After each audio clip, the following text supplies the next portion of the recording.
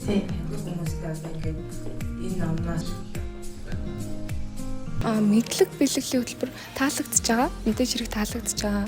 Ерөнхийдөө бол сая сургалтын цугаад ерөнхий мэдээлэл авсан дараа тал бүрийн ашигтай мэн гэдгийг харсан. Өөрөө цалинжин тэрнээс гадна нийгэмдээ бас нэлээд тустай ажил хүргэж байгаа. Тэгээд эцэг эхтэй ч гэсэн ер нь бол тусалж байгаа гэж харж байна.